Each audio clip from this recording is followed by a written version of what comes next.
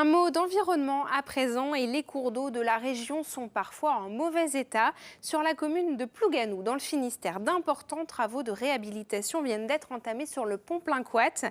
Le petit fleuve côtier Trégorois est suivi à la loupe par les scientifiques. Il s'agit de retrouver un bon état écologique dans les 10 prochaines années. Frédéric Lorenzon nous explique tout ça, il s'est rendu sur place. Le pont Plaincoat serpente sur 20 km entre les communes de Plougasnou, Saint-Jean-du-Doigt et Lanmeur. Il y a 4 ans, ce petit fleuve côtier était celui en plus mauvais état dans la région. Ce ruisseau était devenu en réalité un drain à ciel ouvert et donc qui subissait à la fois des élévations de température importantes et aussi des débits importants. Le lit du cours d'eau a subi d'importants travaux de détournement en 1970 avec l'exploitation de l'étain et de l'or. Une activité stoppée au bout d'1 an et demi, mais le mal était fait.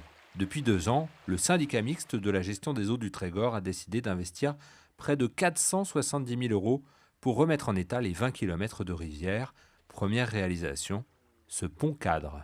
On essaye de résoudre les problèmes liés au passage de routes qui franchissent la rivière en installant des ponts cadres correctement dimensionnés avec un calibre qui permet d'accepter les débits en toute saison.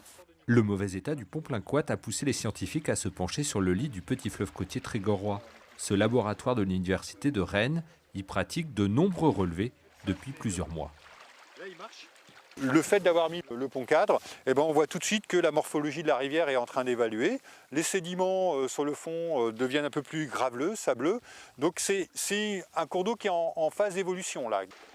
Restaurer le bon état écologique du pont Plaincoat d'ici 2027 représente des efforts importants et la commune de Plougasnou espère en tirer quelques retombées touristiques.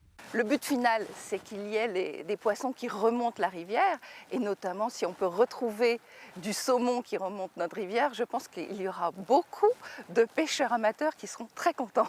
Le pont Plaincoat termine sa course dans l'anse du Dibenne, un lieu où la qualité des eaux est un enjeu important pour le maintien des activités nautiques et touristiques.